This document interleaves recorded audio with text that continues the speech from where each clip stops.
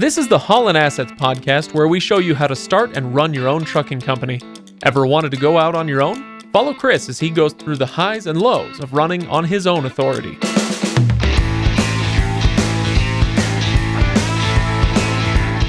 Welcome, everybody. Welcome to the Haulin Assets podcast, episode 131. Today we're talking May 2023 financials.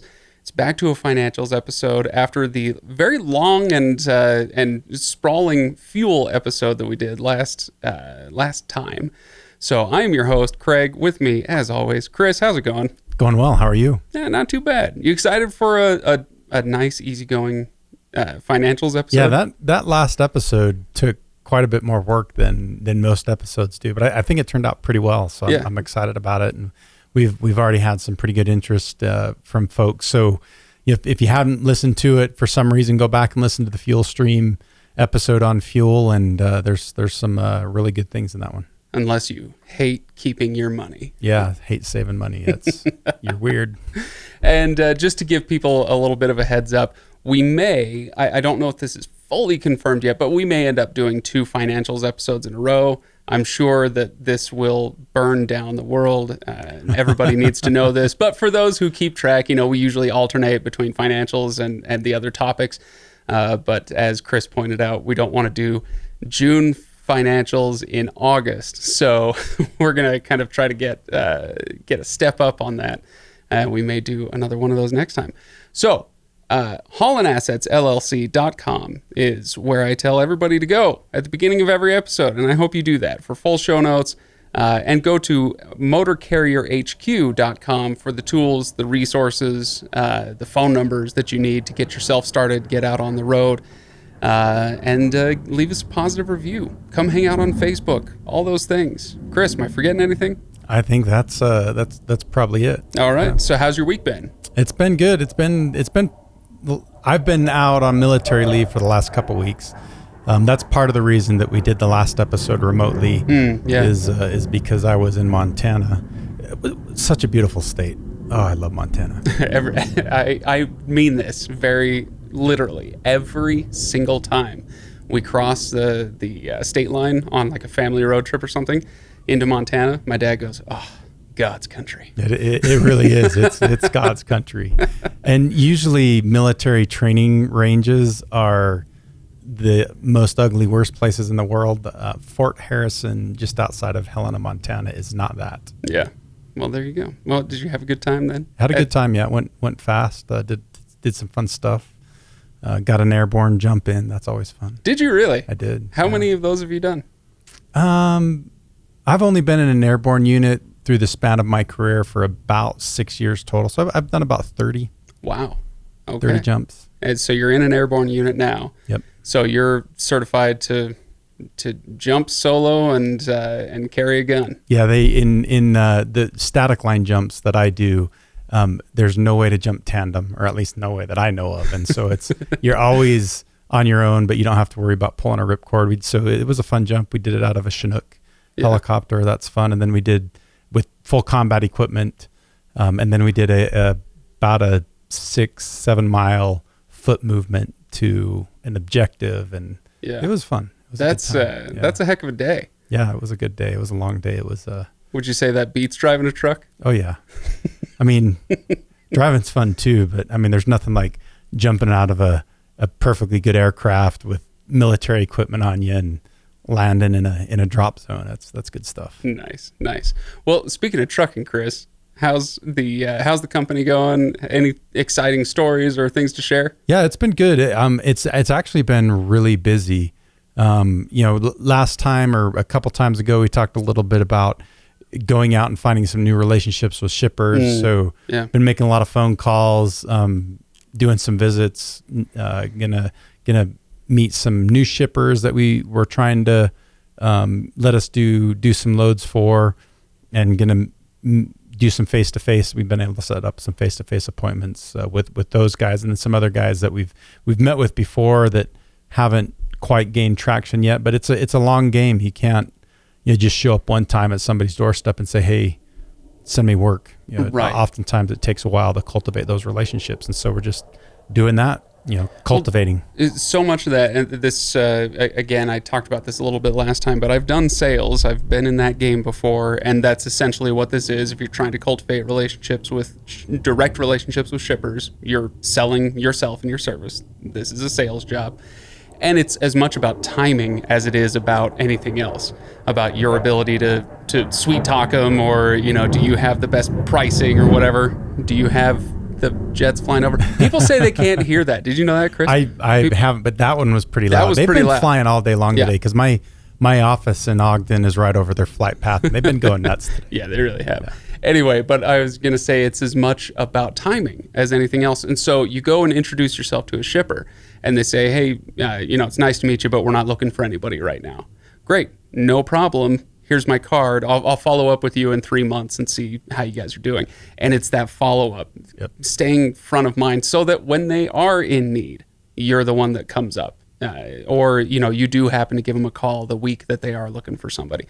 And so that's where that follow-up becomes the most vital part of sales. It is. I've said this before. You don't have to necessarily be the most polished speaker and fun personality to be really good at sales. It's that follow-up that does it. And it's you've got to stay in the forefront of their mind. And so those regular visits, so that they know who you are and they're thinking of you. And when that opportunity comes along, that they have an emergency where either their current carrier can't fulfill something, or they had an issue with their current carrier, if you're that constant following up, they're going to be one of the first people they call. And that's really what the name of the game is. Yep, absolutely.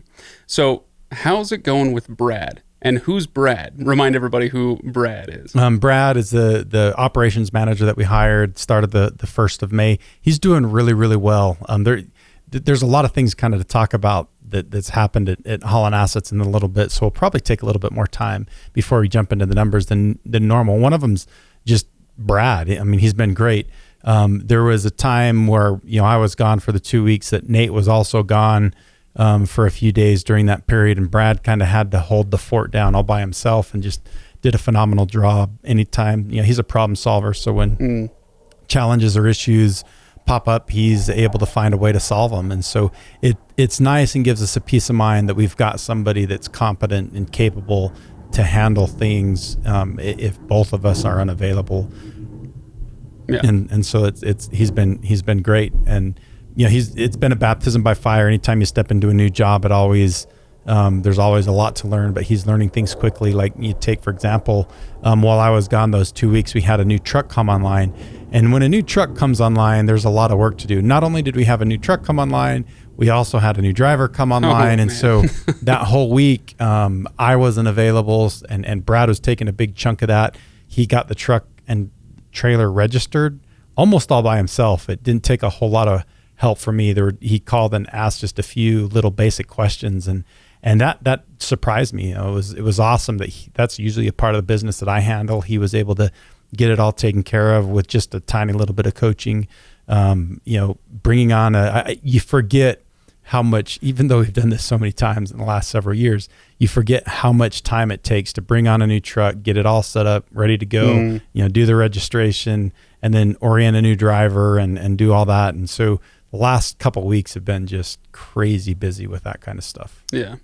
And I just want to remind everybody listening who is thinking about building a fleet, and they've got their 15, 20 trucks out on the road, and they're like, you know what, I need an operations manager. Too bad. Brad is taken. You can't have him. Too bad. Yeah, and so he's been great. And now we've got 11 trucks on the road. That's good. That's 11 awesome. On the road. 11. Wow. Yeah, that was truck 12. Remember, truck 11 truck replaced truck 1. Yep. And so now we're 11 trucks, 11 drivers. And we've, for the most part, we'll talk a little bit about this in the episode that's coming up. We've done a pretty decent job of keeping all those trucks engaged. Good.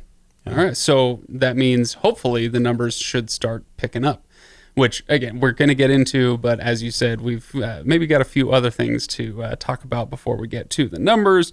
Let's see what else. So you said 11th truck on the road, and we're aiming for what, 3 more by the end of the year? Yes, no. Yes. So that's what the plan was initially, but we've just decided in the last couple weeks that we're not going to bring on any new trucks this year. Oh, wow. The financing terms on this, they've steadily over the last year just been getting worse and worse and worse and worse. And the terms on this last truck were just to the point, like, we're going to do this one time.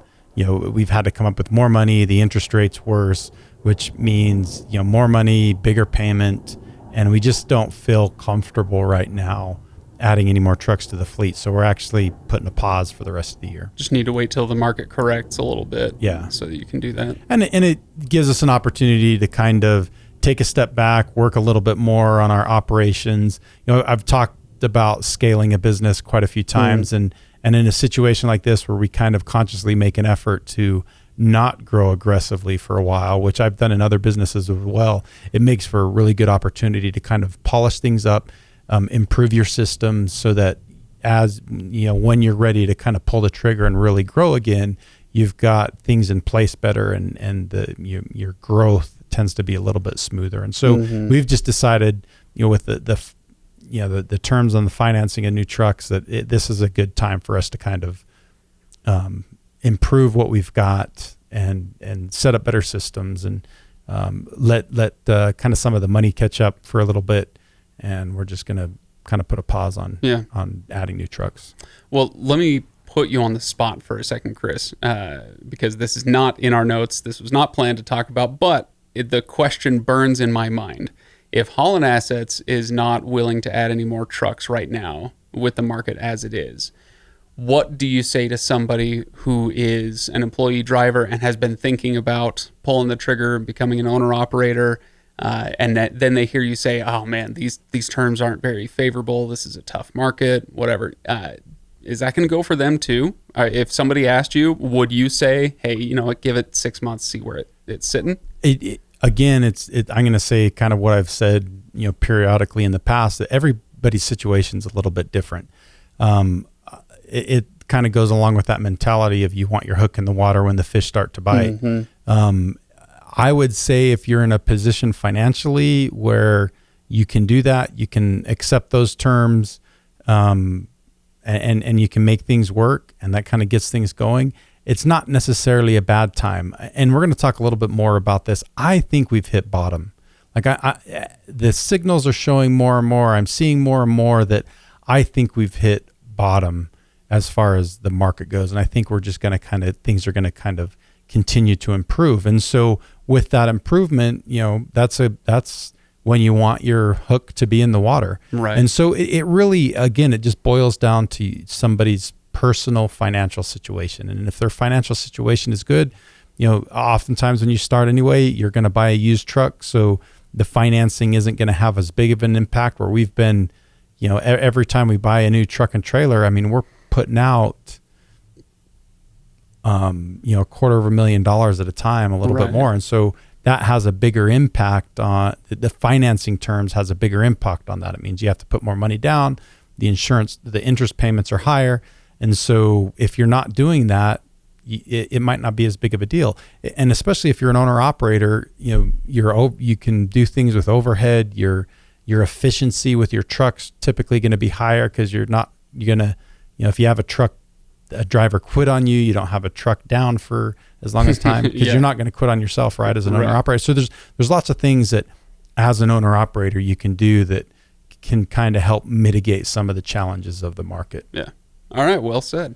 I just thought I'd throw that out there, because I know that there are going to be people who hear that and ask that question. And that's a good, fair question. And again, that's where you kind of... Well, and this is where I would point people toward motorcarrierhq.com, right? Where you can actually get somebody on the phone and say, here's my situation. What do we think? Yeah. Right? And you can get a coach who tells you what you need to do to get that hook in the water, right? Yep. So, okay, Chris, let's get back to what else has been going on lately. What month is this? We're in May, June, something like that. So what have you been hauling lately? We're still doing a lot of the kind of the onions, a little bit of potatoes. So a decent amount of produce. I think the potato sheds are starting to kind of try to clear out. Yep, they got to get ready for September. Yep, get ready for the harvest. So a lot of that kind of things, and just a bunch of hodgepodge of things. Yeah. Okay. So yeah, all right. I was just curious if there was like a thing you'd been hauling lately. Another thing, no more M&Ms. No, not doing M&Ms. No more mac and cheese.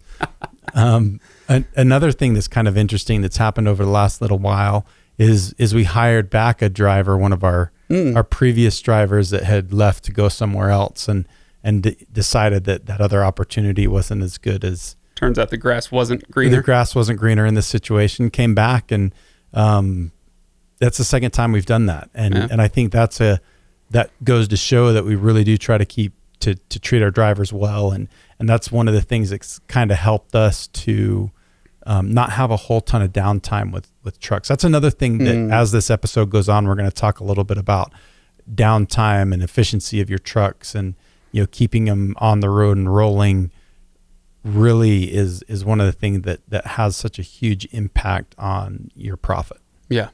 And it's, as you say, kind of a good indication of company culture and whether you're succeeding as an employer. I remember working for a company that had a lot of boomerangs, we called them. They'd leave and they'd come right back. 6 months later, they're back.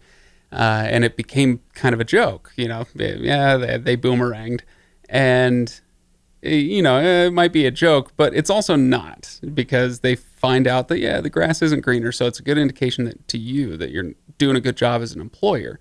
I watched as that same company had less and less and less of the boomeranging until by the time I left, nobody was coming back. It went through changes in ownership and changes in company culture, and by the time I was out, everybody was out. It was really something to see, that boomeranging. All right, Chris, anything else that you want to talk about before we get to the numbers? Let's dive into the numbers. Yeah, the numbers? Yeah. All right, so when you walked in, Chris, when you sat down and I fired up the microphones, you didn't seem as stressed out as you did the last, 5 or more financials episodes. So that is already an indication to me that hopefully things are looking up. You mentioned you hope things have bottomed out. Is this month any better than the last one? It actually, it's kind of interesting is, kind of my process for preparing for the episode. I go and make sure the profit and loss statements are good, that all the books are, essentially close out the books for the month, right? Right. So Nate does a certain portion of the books for Haulin Assets. Brad is now starting to do a little bit like they're doing the invoicing. They enter some of the expense transactions and some of the revenue transactions. And then I go in and review everything, clean everything all up, enter journal entries, and do a handful of other things. And so I was going through that process, I'm not expecting anything different than kind of what's happened. But the number shocked me when I kind of actually ran the report and looked at the number at the bottom. I was like, holy crap, what happened? And to the point where I'm like, something must not be right. Something wrong? Yeah. And so I put more effort in double checking everything on the financials this month, because I couldn't really believe what I saw. Yeah. Oh, what a tease, Chris. Yeah, what a tease. All right. So let's go get into numbers. it. The total miles run in, so these are the May numbers, May 2023. Total miles run, where are we at? 102,460 miles, which is actually the most miles we've ever run. Not by much. Okay. I think it was about 1,000 more than our previous record, but 102,000 miles. Okay. We had a couple trucks that ran half time. One of them was a driver that's just not putting on a whole ton of miles. And the other one is a new driver that we had to hire. So a truck was sat for about half the month. Yeah. Okay. So, but still a record number of miles. That's awesome. How many of those were Deadhead miles? 8,361, which is actually the highest we've had in a while. Percentage wise? Both number and percentage. So the percentage was 8.1, which is the highest we've had in quite a while. And the gross, the number itself was the highest. I think I would venture to say probably the highest we've ever had, but I don't know that for sure. Right. So truck 11 was not yet on the road in May. It ran a little bit in May. I think it ran a little bit in May. Okay. But so I'm trying to contextualize the miles, and now we're going to talk about the total revenue, which came to what? Well, before we go to the revenue, we'll go to that next. But the 102,000 miles, it's really that there was truck 11 was on the road, but it was replacing truck 1. So it was really 10 trucks on the road. And so truck 12, that was actually the 11th truck. So we're confusing ourselves. We're going to nail this down here. Yeah. When I say truck 11, I mean the 11th truck that you have on the road. That didn't start till June. So we only had 10 trucks available to run in May. So it's a little over 10,000 miles per truck, which is kind of really at the minimum of where we want to be. It's acceptable. And that was good. And it's going to be reflected in the overall numbers that we've talked about. I'm almost afraid to ask, but are you ready to talk about revenue? So revenue, yes. $227,809.76. All right. 227, call it 228. We'll round up 228,000. Not bad. No, for not 10 bad trucks. At all. Okay. Yeah, it was actually really pretty good. Over 102,000 miles, what does that give us for a rate per mile? So that gives us $2.23 a mile. Okay. Per mile. Wow. So that's way better than it was in June. Or in May. In March. April. Whatever. April comes before May. You know what? Yeah, time is a flat circle. What is truth? The earth is flat. Okay. So, what'd you say? 223. 223 a mile. And so it's like a 40-cent a mile swing in June, which kind of throws up some red flags to me. So I do a little bit of research here, and it's kind of interesting. The timing, there's a bit of an anomaly in a lot of the timing. So I went back and I looked. So April's numbers, there were a bunch of trucks that ran the majority of the end of April loads in April. Yeah. But they delivered like on the 1st of May. We had a ton of deliveries on the 1st of May. Okay. The 1st and 2nd. And so a lot of the miles were run in April, but the delivery happened in May. So that means the revenue is attributed to May. And so what that ends up doing is it means that April's numbers really weren't quite as bad as they show, and it inflates May's numbers a little bit and makes May look a little better than it was. But this is why, there's a part of me that hates doing these financials episodes every month. I love the episodes. I don't actually hate doing them, but it is a little bit misleading in that if you're looking at this month's snapshot and you're either rejoicing or panicking based on this month's snapshot, it can mislead you. Yeah. And so it's almost like for somebody listening to this, if you haven't ever done this before, go do a year of financials episodes back to back to back and just listen to all 12 of them, and you will get a much better idea of how things have gone for the company than if you just listen to this one and then kind of forget about it until the next one. Does that make sense? Yeah, absolutely. Yeah. And those kind of anomalies will even out over the space of a quarter. There's what I'm trying to say. Even more over the space of a year. Yeah. And so, you don't get quite as many of the peaks and the valleys. You get a little more true number when you look at things on a quarterly basis or every 6 months or year basis. The longer the time period, the more things have a tendency to even out. Right. But to complicate that even more, like the exact opposite happened at the end of May. Oh, right. And so a bunch of loads delivered on the 30th and 31st of May. And then you get back out on the road. Yeah. Right and away. So it basically, it just did the opposite. And so you've got a bunch of loads ending in May. And so that's going to overinflate May's numbers, underinflate June's just a little bit. Right. And so, but it is what it is. And it makes May's numbers look really pretty, which we'll take because it's been a while since we've had really good looking numbers. I have one more thing to say on that, but let's first just go ahead and throw the number out there. What was the number for net profit? It was $46,444.56. Very nice. Very nice. Yeah. Very nice. It's not an absolute new record, but pretty close. Pretty close. Yeah. I mean, by far the best numbers we've had since when things were absolutely crazy a year ago. Yeah. Well, more than a year ago now, like the very first few months of 2022. That's right. That's how long it's been. When February was an amazing month for shipping. Like, what? Yeah. Where we essentially kind of had the same profit numbers with 4 or 5 trucks instead of 10 trucks. Right. But still, I mean, when you get to the point where you're essentially making a profit of $5,000 per truck, which is almost where we're at right there, that's like the about where we want to be. We should be able to, on average, get higher than that. But it's an acceptable, like that's.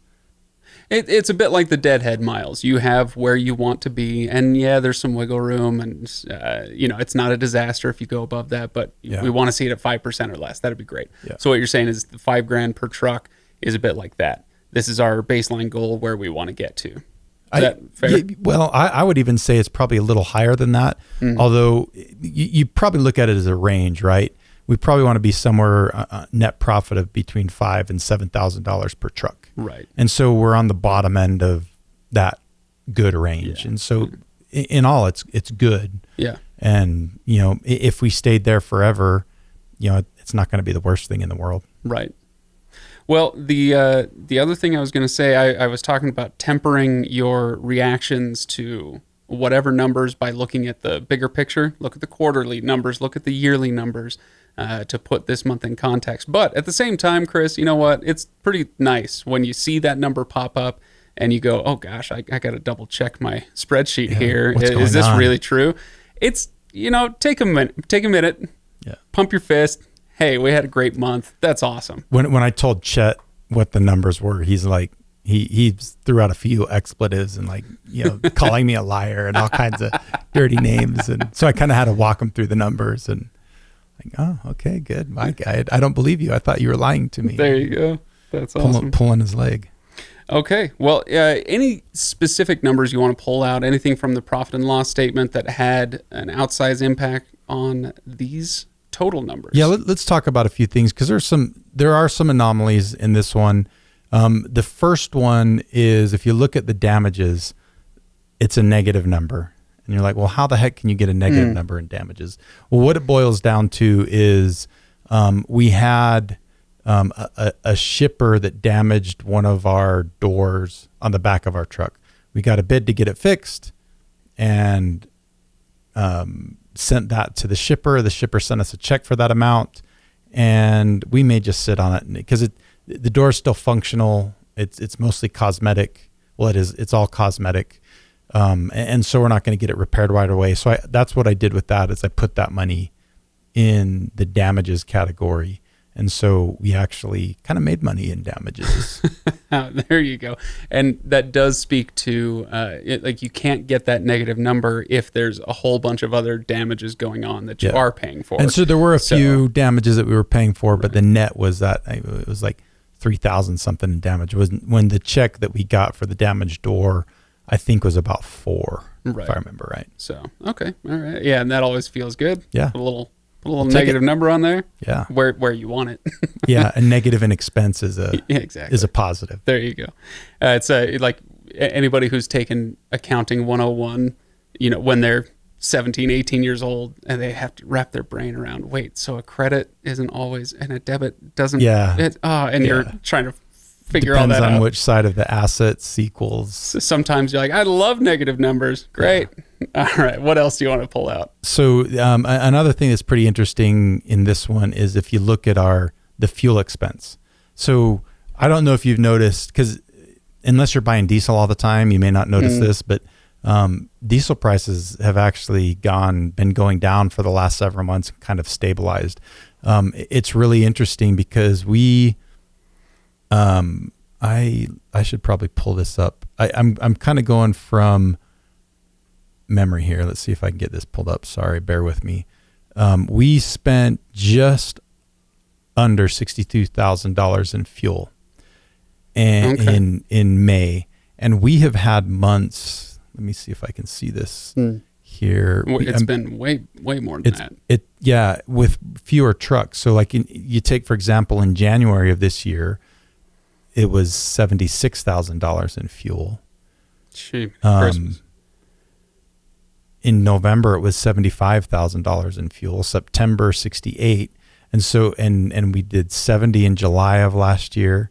So it's been what'd you say the number was? This 60, just under 62. Yeah. So it's been basically since June of last year that we have had consistently under $60,000 in fuel. Oh, I see. And even back then, it was almost half as many trucks. Right. Maybe not quite half as many, but to have a $62,000 fuel bill with 10 trucks running is way better than it has been. And so our percentage of fuel to revenue was 27.2%, which is right in line with where we want it to be and good. And it's been a really long time, beginning of 2022 since we saw that kind of a number. And so that's good. That's another one of the big reasons that we're seeing this higher net income level is because our fuel expense hasn't been so crappy. Right. Talk to me about the next item on the list, which is hiring, because you did bring on a new driver. We did. And that I'm not sure, to be honest with you. I think that hiring cost was actually for a replacement driver, not associated with the new truck, from May/April of this year. So it's $1,000. When we hire a new driver, we put about $1,000 in advertising for that new driver. Wow. And that's what that is. That's amazing. That's not a small amount of internet advertising money. It's not. So. It's not cheap to bring on new drivers. No, not at all. Okay, let's see. What else do we have? Last month, we had a high number that came down a little bit. Yeah, so if you remember last month in work comp, we had a double payment, or we put it down the down payment. I think we had another extra payment on top of that. Well, in this month, it's a negative number because we didn't have a double payment, and we got a refund back from our policy that had finished out in April. And so another negative number. I mean, we're not used to seeing negative numbers in expenses, and all of a sudden this month we've got two of them. So you want it to be negative in expense, not revenue. We're too used to, or not revenue, sorry, profit. We don't want to, we want it to be this way, Chris. Yeah. For as long as possible. That would be good. And the negative number in the work comp piece isn't very much. It was, I think, like $800 or something like that. But you know what? We'll take it. Yeah. It looks pretty on the spreadsheet. It does. So, all right. Anything else you want to talk about from the numbers this month? Everything else was basically fairly vanilla. But as I was kind of doing, kind of going through the profit and loss, all the books, for a second time to make sure everything was right, I started thinking and looking at things, not just in Haulin Assets, but across a few of my other businesses where I can see some kind of indicators of what I feel like is going on with things. And I'm starting to see more and more signs that I'm feeling pretty confident that, like I said before, I think we've at least hit the bottom.